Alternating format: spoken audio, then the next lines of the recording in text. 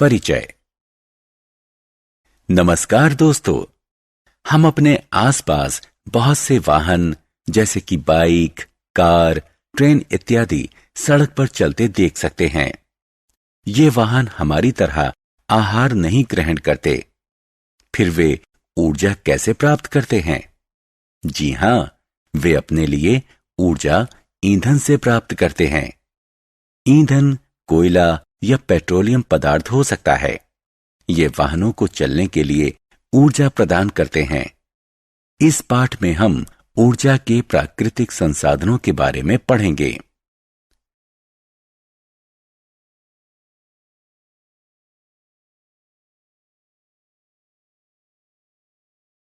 उद्देश्य।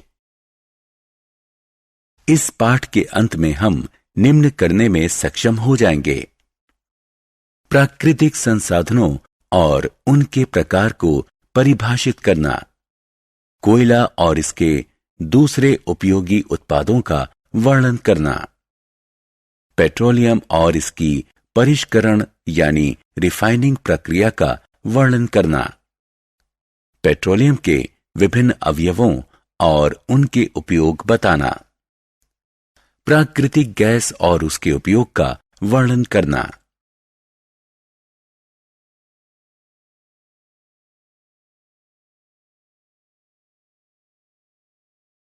प्राकृतिक संसाधनों का परिचय।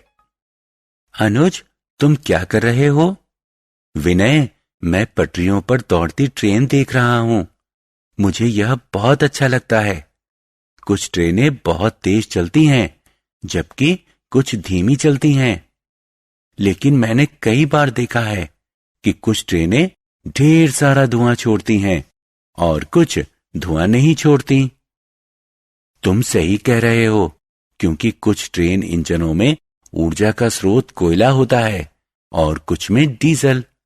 आजकल विद्युत इंजन का भी पूरी दुनिया में बहुत प्रयोग हो रहा है। बच्चों, हम जानते हैं कि संसाधन दो प्रकार के होते हैं: प्राकृतिक और मानव निर्मित।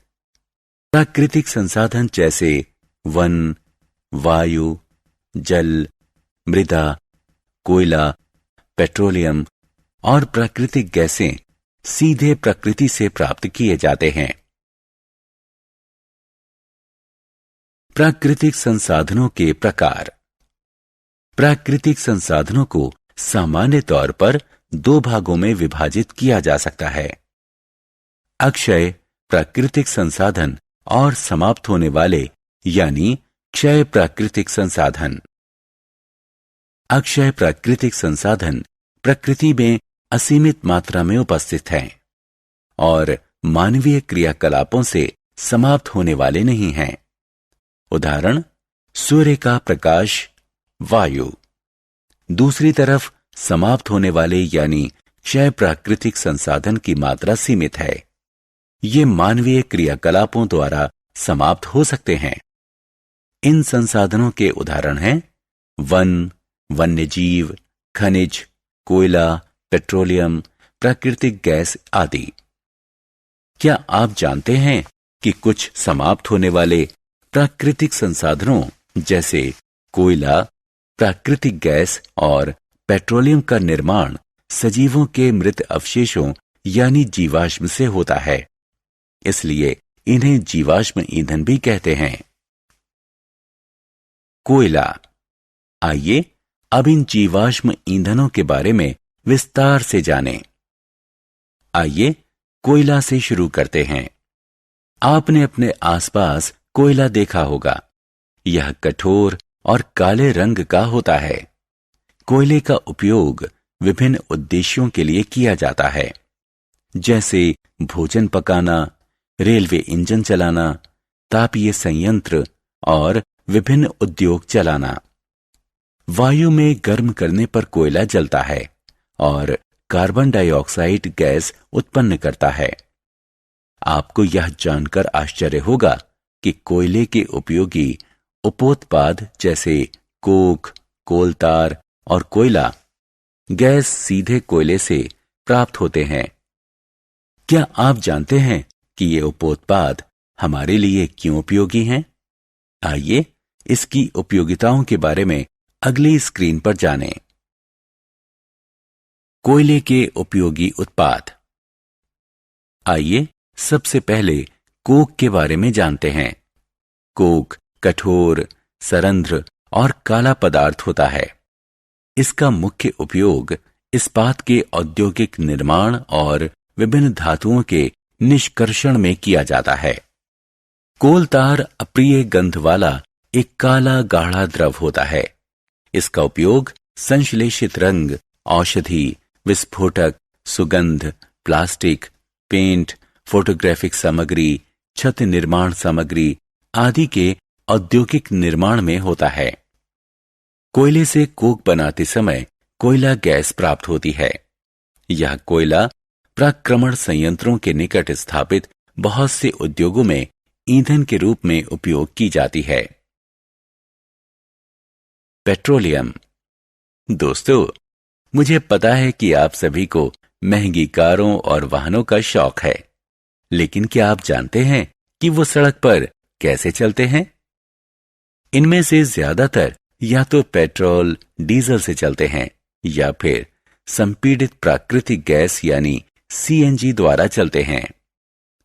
पेट्रोल और डीजल एक प्राकृतिक संसाधन से प्राप्त होते हैं जिसे पेट्रोलियम कहते हैं। क्या आप देख सकते हैं कि पेट्रोलियम और प्राकृतिक गैस भंडार जल के स्तर से एक स्तर ऊपर प्राप्त होते हैं। पेट्रोलियम का परिष्करण। दोस्तों, अब हम जानते हैं कि पेट्रोलियम हमारे वाहनों के ईंधन का स्रोत है, लेकिन क्या आप ये भी जानते हैं कि पेट्रोलियम गहरे रंग का तेलीय द्रव है और यह विभिन्न संघटकों जैसे पेट्रोलियम गैस, पेट्रोल, डीजल, मिट्टी का तेल, पैराफिन मोम, स्नेहक तेल और अन्य कई पदार्थों से मिलकर बना होता है। इन सभी घटकों को पृथक करने के प्रक्रम को परिष्करण कहते हैं। यह प्रक्रम पेट्रोलियम परिष्करणी में संपादित किया जाता है। पेट्रोलियम के संघटकों का उपयोग। इस सारणी को देखिए। इसमें पेट्रोलियम के विभिन्न संघटक और इनके उपयोग दिए गए हैं।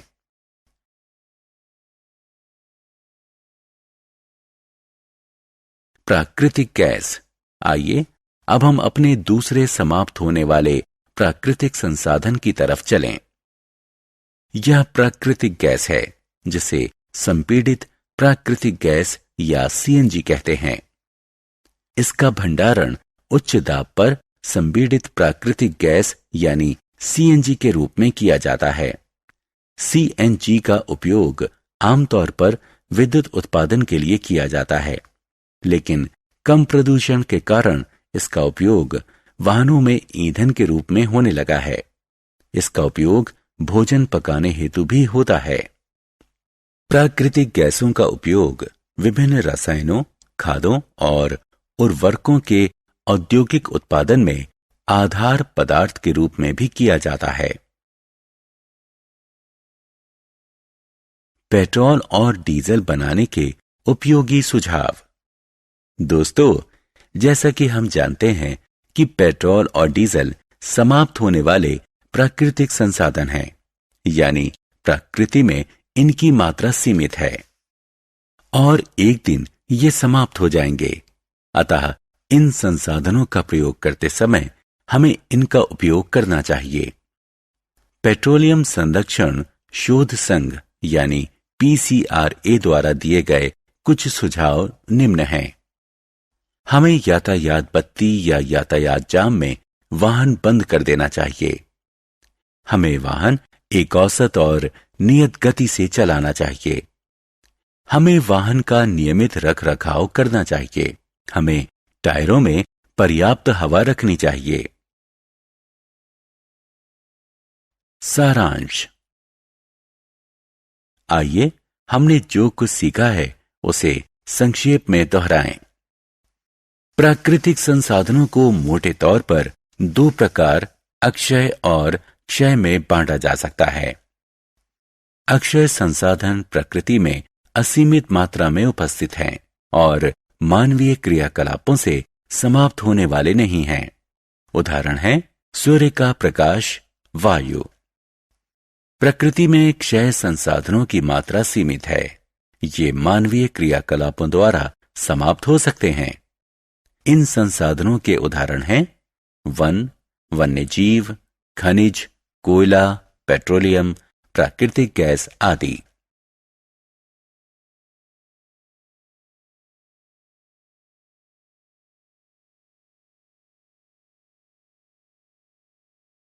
कोयला, पेट्रोलियम और प्राकृतिक गैस को जीवाश्म ईंधन कहते हैं। ये समाप्त होने वाले संसाधन हैं।